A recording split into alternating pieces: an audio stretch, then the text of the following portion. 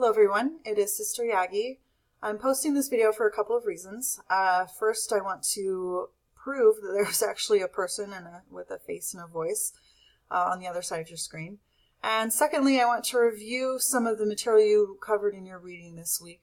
I know that it was a lot to throw at you. There's a lot of detailed information. So I've created a cheat sheet to hopefully kind of boil things down to their essence and give you something to refer to over the course of the semester. And then I want to talk through some of it. This is not going to be comprehensive, but I want to establish a good foundation, kind of get all of our ducks in a row to anticipate where we're going to be moving over the course of the semester. So I'm going to kind of emphasize the things that we're going to spend the most time with and that we'll be dealing with over the course of the semester. So let's dive in. In this course, it's useful to remember that as complex as language can get, it often boils down to kind of a few simple things. So really, the entire English language boils down to 8 different parts of speech. So we're going to start with nouns. We're fairly comfortable and familiar with nouns. It's how we navigate our lives. It's the things and the people around us. This course tends to complicate everything, however. And as we do get into more complex structures, if you have a hard time determining if a word is functioning as a noun, remember that nouns are preceded by determiners, the most common of which are articles, the or an. And you can also substitute a pronoun. You can replace a noun by a pronoun. Nouns are divided into 2 main categories of abstract, which are intangible, untouchable things, and concrete nouns. And concrete are further divided into proper nouns, which are capitalized, and common, which is your run-of-the-mill generic objects. We can also divide them into singular versus plural. I'm not going to go into that very much at this point. So the next category is pronouns, which we know replace nouns. Pronouns are broken into 2 main categories, which are personal and impersonal pronouns. Personal are what they sound like, which is they replace a person. And because they replace people, they are gendered, so masculine, feminine, and you also have to match them in numbers, singular or plural. Personal pronouns are broken down into 4 subcategories. The first one is subjective or nominative. We use both of those terms in this course. You need to be familiar with both of them. Subjective pronouns are the subject of a sentence, which makes sense. So it is what is performing the action, the verb in the sentence. Objective pronouns are the object of the verb or preposition. So they're receiving the action of the verb, or they're on the tail end of a prepositional phrase, which we'll talk about more when we get down the list a little bit. I'm going to skip over reflexives for right now and briefly talk about possessives, which shows ownership, that a noun belongs to something. So that's ours, hers, his, etc. Then we get to our impersonal pronouns, and that is what it sounds like, which is not referring to specific person. And that is broken down into 5 subcategories. The indefinite are not specific. So it's anybody, someone, everyone, nobody, etc. Reciprocal, I'm going to skip for now and move to interrogatives. Interrogatives are the words that begin questions, and they're also going to introduce clauses as we get later into the semester, so keep that in mind. Demonstrative pronouns is kind of the verbal way of pointing. If you were in the same physical space and referring to something, you could use your finger and point. But if you're using language, speech, or writing, you point with demonstratives to be specific about something. And then the last one are relative pronouns. And these are ones that introduce clauses, and we'll definitely deal a lot with those this semester. So just know that they're kind of relating a clause to the rest of the sentence. The third category we get to are verbs. These are kind of the anchors of language. Verbs have to be there for a sentence to be complete and to make up a clause. And they're divided into two main categories. The first is action verbs, and that's what we tend to think of verbs doing, is you're performing an action. Those action verbs are divided into transitive and intransitive. Transitive verbs are followed by a direct object, so the verb is acting on something, on a noun. And then the other category is intransitive, which do not have a direct object following them. The next category is state of being.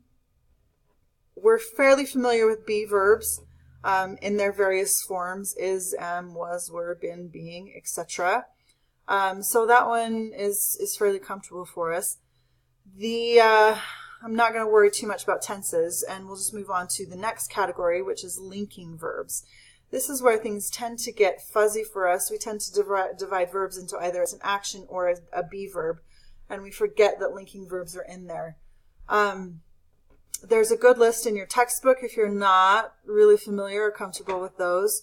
As we're working with language, it would be helpful to have maybe a list or refer back to that in your textbook. Generally speaking, they're verbs of sense. So you're touching, smelling, seeing verbs. And they're also, I think of them as verbs of process, like become, appear, etc. Verbs are really important in what we do with language this semester, because we'll be diagramming sentences and determining sentence patterns for each of those diagrams. The basic element in determining sentence pattern is verb. That's the first thing you look at, is what type of verb is it, and that's going to direct you into certain categories of sentence patterns. So verbs are huge, and we'll be spending a lot of time with verbs. I'm not going to talk much about verb phrases or forms, modals, etc. We'll get to that later on in the semester. But I think for now we're just going to focus on those two main categories of verbs. That brings us to adjectives. And we tend to think of adjectives as a word that describes a noun. So colors, numbers, things like that, which is completely true and accurate. Again, as things get more complex, it's sometimes hard to see a part of speech and determine what it's modifying exactly. So if you're not able to definitively say, oh, this is modifying a noun, then another useful way of approaching it is to ask questions of that word or phrase. And I've highlighted these just to help you refer back to them easily as you move forward in the semester and work on some diagramming. So adjectives will answer the questions: which one, how many, or what kind. This will make more sense as we actually get into the process of doing it, but just keep that in mind, that it's 3 questions that can help us determine if something is an adjective. Not too worried about predicate and attributive adjectives right now. That brings us to adverbs. We think of adverbs primarily as modifying verbs, which is absolutely true. She ran quickly. We're especially familiar with the ly ones. But also remember that adverbs can modify adjectives or other adverbs. So if I say she ran very quickly, quickly is still my adverb, but very is also my adverb. And something like she is very pretty, again, so that we've got an adverb modifying an adjective. Adverbs generally, not always, but generally pass the test of movability. So you can move adverbs around in a sentence. They don't have to be anchored to where they are in the sentence, and the sentence will still make sense. Just like adjectives, adverbs, if you're not exactly sure, what is this modifying, there are 3 questions you can ask to help kind of move you in the right direction.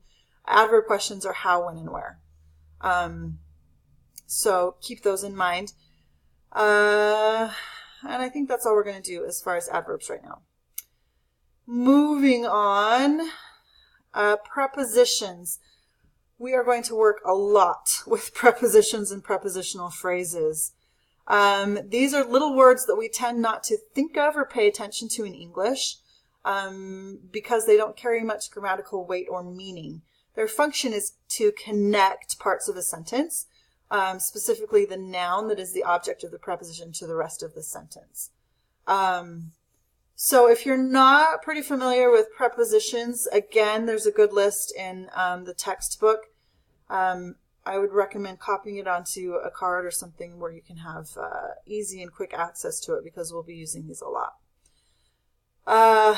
Prepositions in and of themselves don't make much sense. They function as part of a larger prepositional phrase. Prepositional phrase is everything from the preposition to the following noun that is the object of the preposition. So if my sentence is, he talked to his little sister, my preposition is to, and the phrase goes all the way to sister. To his little sister is the prepositional phrase. Prepositional phrases function either as adverbs or as adjectives. So they're going to modify those parts of speech that we talked about earlier and answer those questions. And it's especially as we're dealing with prepositional phrases that I think asking questions becomes useful in determining how they're functioning, and then in turn how you're going to diagram them. Okay, the last part of speech that we're really going to talk about in any depth are conjunctions. These are connective words or phrases or clauses. So they're joining parts of a sentence. The most common that we're familiar with are coordinating conjunctions. Fanboys is the acronym for and, nor, but, or, yet, and so. There are also subordinating conjunctions, which connect a clause to the larger sentence. Correlative we don't do a whole lot with, which is the pairs, both and, either, or. And then conjunctive adverbs we'll be dealing with as well. So all of these are just serving to connect different parts of a sentence. We're not going to talk about interjections, just because really it's just a little bit of a bonus as far as sentence structure goes. It doesn't carry a massive amount of weight or importance. I hope this was helpful, that it kind of steered you in a direction as far as the semester goes and maybe cleared up some confusion. If between the cheat sheet and the video you still have some lingering questions, please let me know, and I would be happy to help you resolve those in any way.